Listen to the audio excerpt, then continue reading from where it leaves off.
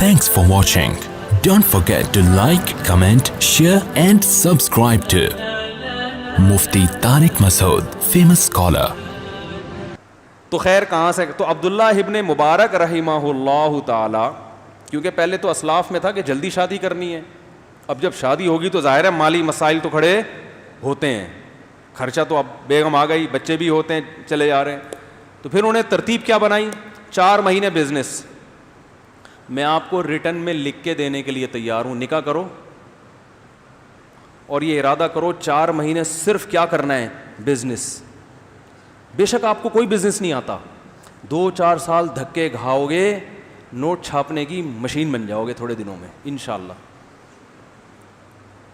کماؤ پوت جو ہے نا، جس کو جاب کرنے والا کہتے ہیں، یہ ہمارے اسلاف کا طریقہ نہیں ہے، یہ انگریز جب ہندوستان میں آیا اس کو افراد چاہیے تھے، اس کے پاس افراد نہیں تھے نا، تو اس کو ملازمتوں کے لیے بندے چاہیے تھے، انہوں نے ہمیں تجارتوں سے ہٹا کے کہاں لگا دیا؟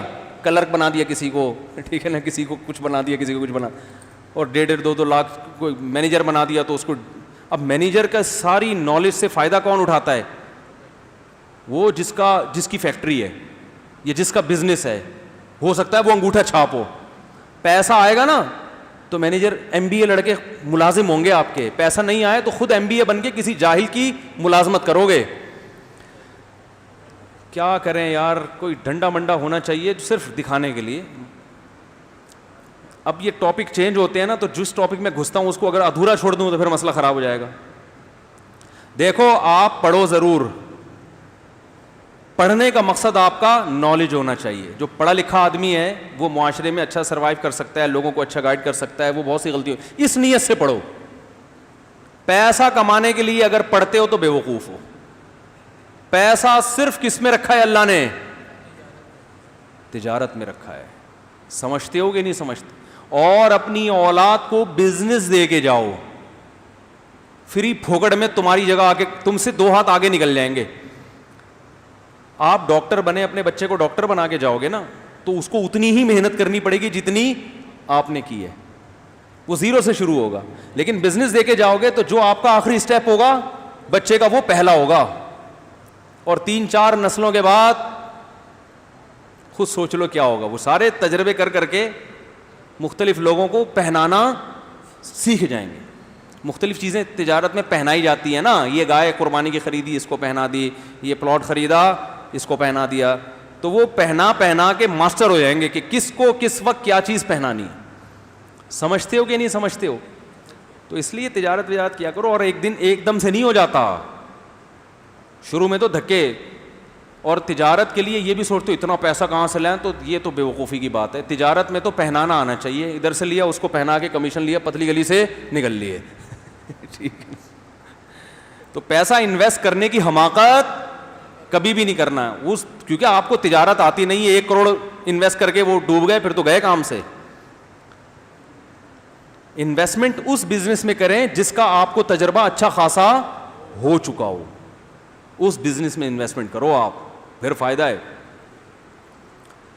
تو بات یہ چل رہی تھی کہ اچھا آپ اگر وہ ہمارے بھائی بیٹھے ہوئے ہیں نا، وہ میکینک ہیں ماشاءاللہ کار کے، تو وہ بھی سوچ رہے ہوں گے میں بزنس کیسے کروں۔ بھائی آپ نے ورک شاپ کھولی ہوئی ہے، ساتھ گاڑیاں خرید کے بیچنا بھی شروع کر دیں، ٹھیک ہے نا۔ بزنس میں اللہ نے برکت رکھی ہے۔ 9 اعشار امتی فی التجارہ او کما قال صلی اللہ علیہ وسلم۔ اگرچہ روایت کی سند پہ کلام ہے، نبی صلی اللہ علیہ وسلم نے فرمایا کہ میری امت کے 10 میں سے 9 حصے رزق اللہ نے تجارت میں رکھا ہے۔ سمجھتے ہو کہ نہیں سمجھتے ہو؟ تو ساتھ جاب کے ساتھ سائڈ میں چلاتے رہو کچھ نہ کچھ۔ پہنانا ہی تو ہے نا، گاڑی خریدی پہنا دی کسی کو، ٹھیک۔ تو اس میں آدمی محنت کرے۔ تو عبداللہ ابن مبارک رحمہ اللہ تعالی وہ کیا کرتے تھے؟ 4 مہینے صرف اور صرف بزنس۔ اب یہ نہیں کہ بزنس ہی کے ہو کے رہ گیا باقی کوئی کام ہی نہیں ہے۔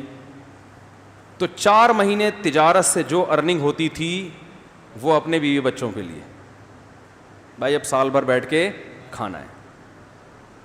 جیسے حج کے موقع پہ بعض لوگ 2 مہینے میں اتنا کما لیتے ہیں کہ باقی 10 مہینے بیٹھ کے کھاتے ہیں، وہ سیزن ہوتے ہیں نا ہر چیز کے۔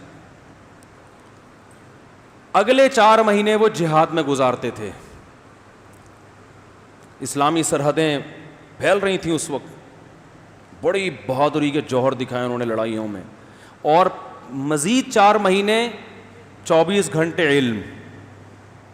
تبھی بہت بڑے محدث بنے, عربی ادب کے بہت بڑے شاعر بنے. اور یہ بچپن سے ابا کی تربیت بھی, ایک شعر کی یاد کرنے پر ابا 1 درہم دیتے تھے ان کو. بچپن میں ابا کہتے تھے, عبداللہ بن مبارک کے جو والد تھے نا, وہ کہتے تھے ایک شعر یاد کر لو 1 درہم. تو بچوں کو اسی طرح ادب سکھایا کریں. ادب سے مراد اردو ادب یا عربی ادب یا انگریزی ادب, کچھ بھی سکھا دیں. زبان پہ کنٹرول جس کو ہوگا نا وہ بہت کچھ کر لیتا ہے. سارا مسئلہ یہ بولنا نہیں آتا. رشتہ لینے گئے تھے, بولنا کیا آتا, منہ سے نکل گیا. ایسا ہی ہوتا ہے نا, نکال دیا انہوں نے. کاروبار کر رہے ہیں, پہنانے کے لیے گئے تھے, وہ خود پہن کے آ گئے. بھائی جو بولتا ہے نا وہی, اسی کا پلہ کیا ہوتا ہے, قوت گویائی, اسپیکنگ پاور. یہ اتنی بڑی نعمت ہے کہ اس نعمت کی بیس پہ حضرت ہارون کو نبوت ملی ہے. اللہ میاں نبوت تو حضرت موسیٰ علیہ السلام کو دینا چاہتے ہیں نا, مقام ان کا بڑا. حضرت موسیٰ علیہ السلام نے فرمایا افصح منی لسانا, اے اللہ بولنے کا ہنر میرے بھائی کو آتا ہے تو ان کو بھی میرے ساتھ لگا دے. اللہ نے فرمایا سنشد عضدک باخیک, تیرے بازو مضبوط کرنے کے لیے میں نے تیرے بھائی کو بھی کیا کر دیا, دعوت تیری ہوگی. زبان کس کی ہوگی, ہارون کی. تو ہارون علیہ السلام کو نبوت صرف اس لیے ملی کہ بولنا اچھا جانتے تھے. کیا ہو گیا بھائی جان, تو بولنا جو ہے نا. اچھا دیکھو, اللہ میاں نے قرآن مجید میں ایک اور مسئلہ بیان کیا.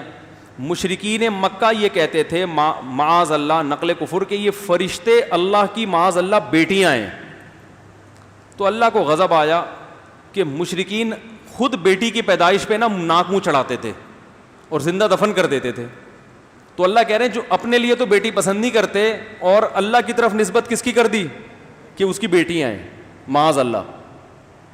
پھر اللہ نے فرمایا اومن ينشأ فی الحلیہ وهو فی الخصام غیر مبین.